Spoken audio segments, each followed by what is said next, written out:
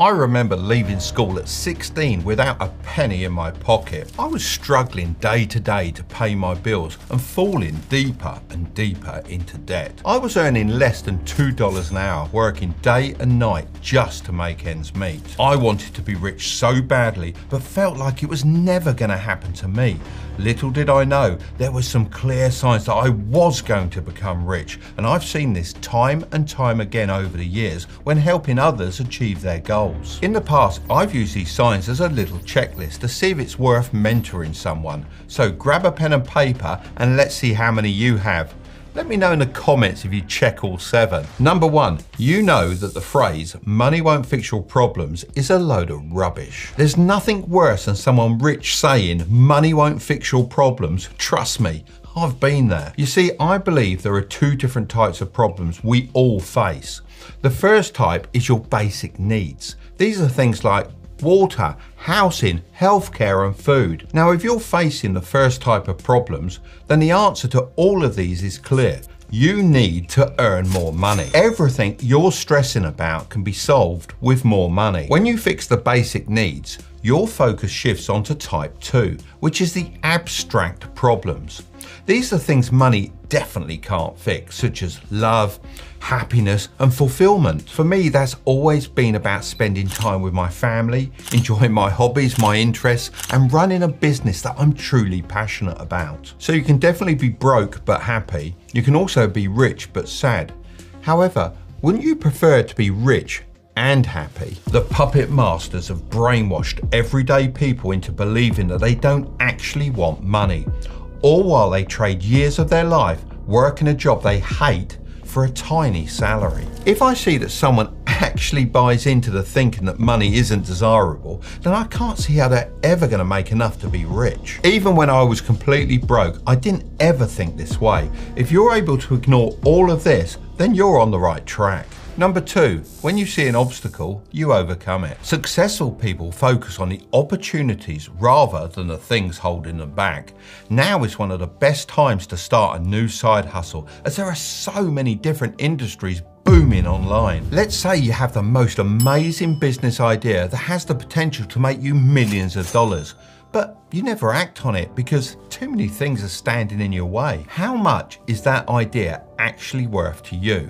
Well, the answer is absolutely nothing if you're not going to work on it. Have you ever chatted with a friend and they say, you know what, I've got the best business idea in the world. They're extremely motivated, certain that this will make them richer than rich itself. You then meet up with them 6 months later down the line and you ask them, how's everything going? And you're really excited for them. Oh, I haven't started yet. And the reason is, oh, because the government, my job, the economy.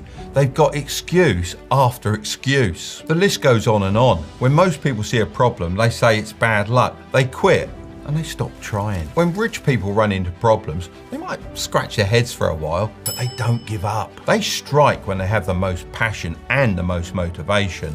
The longer you leave an idea stuck up here in your head, the longer you'll have time to convince yourself that it'll never work. So if you're the type to just get going and sort the problems as you go, then there's a high chance you'll become rich. Number 3, you prioritize buying assets when possible. When was the last time you thought about buying something and took the time to decide if the item was going to help bring money into your life or drain money away from your life? We're constantly living on a seesaw. On one side, you've got fancy cars, designer clothes, and unnecessary gadgets.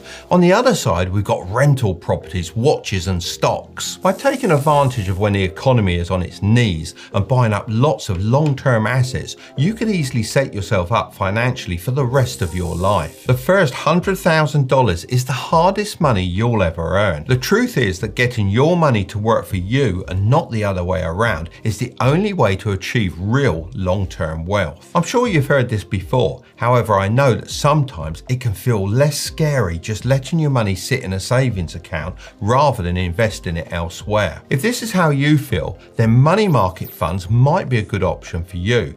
They normally have better interest rates than savings accounts while not being as risky as investing in stocks. Instead, these money market funds invest in high quality, short-term debt from governments, banks or corporations. I like investing some of my money in these funds on Lightyear because I can easily draw it out when I need to, rather than having to worry about the ups and downs of the stock market. The interest, otherwise known as the yield, is paid into my account on the first of every month. However, the interest amount does change daily, so it's not super predictable, just like the British weather. You can do the same if you live in the UK or one of these countries, because on apps like the one I just mentioned called Lightyear, you have access to AAA rated BlackRock money market funds and can start investing from just £1, euro or dollar. So if this interests you, feel free to use my code Tilbury to get a free $10 fractional share when you sign up for Lightyear. Using this affiliate link and code is also a great way to support this channel, as I'm able to put the commissions we receive into creating more videos. And let me remind you, investing always carries a risk, and the value of any investment can decrease as well as increase, so be sure to invest wisely and do your research. Number 4, you know there is so much more to learn. How many people do you know that when they have a couple of days off or during the evening spend all their spare time playing video games and watching Netflix?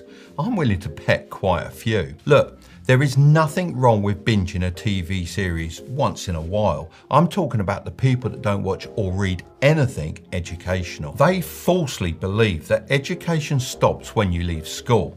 To be honest, these people are extremely arrogant and they don't know it. They think getting rich is down to luck, because they haven't learned enough to spot the strategic steps that every self-made millionaire takes. They would rather critique others and then escape to a fantasy land where they don't have to think about their problems. But you know what? Ignoring your problems just makes them bigger and bigger. The strange thing about learning is that the more we learn, the more we know how much we don't actually know. It's about learning things you never knew before and then turning those newly learned ideas into action in your own life. Think of life like a video game. It's never a bad time to arm yourself, so people that read those books and watch educational videos on YouTube are at such an advantage. People will say you just got lucky. That's what they said to me, but the truth is, luck is when opportunity meets preparation, so never stop equipping yourself with the knowledge and prepare yourself to be one of the luckiest people alive.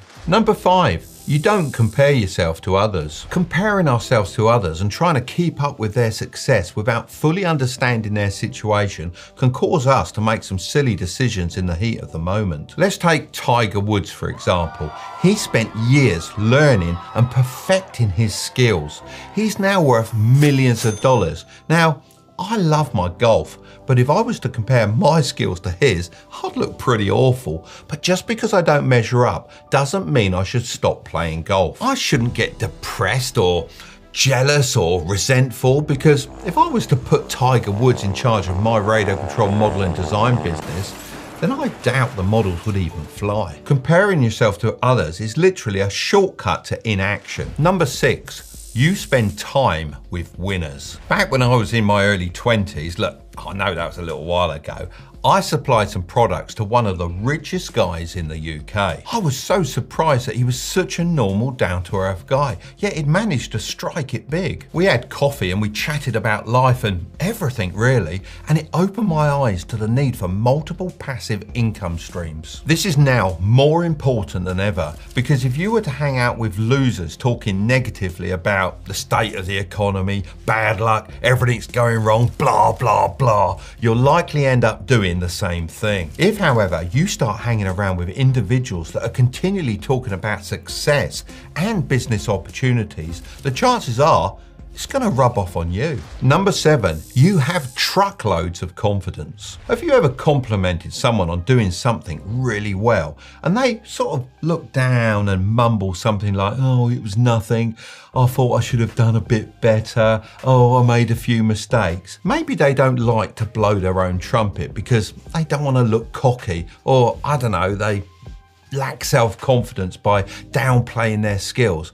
They make others think they're worthless. This is even more important when you have a side hustle or a high-paid job, because the more confident you can be, the more confident your clients or your team will be in your abilities. There isn't much money going around at the moment, so the more confident everyone is in your abilities, the better you're going to do. Confidence also allows you to take calculated risks, as you know you can come out the other side with even more. For example, let's say you won $500,000 on the lottery, and this was your favorite car, the Lamborghini Aventador. Now, a person with low confidence would probably spend it all on the car because that's what they've always wanted all their life, as they feel this will give them validation. They've dreamed of buying this car and they feel that they'll never have enough money to be able to afford it ever again. They go out and buy the car and get an instant rush and feeling of, great, I've got what I've always wanted. A confident person would believe in their ability to make more money,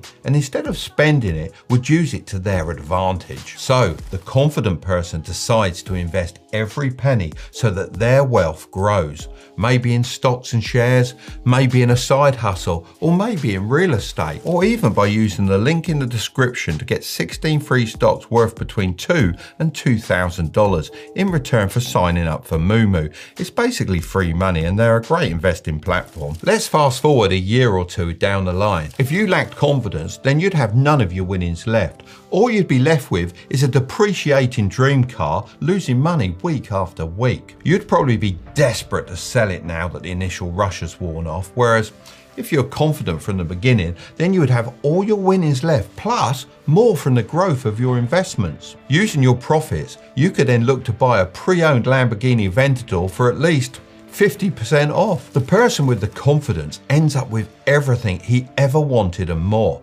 even though they both started off with the same amount of money. If you want to know exactly how to start investing for a beginner, then I'm going to leave that video right there, but don't click on it just yet. Make sure to subscribe if you want to grow your wealth, okay? I'll see you over there.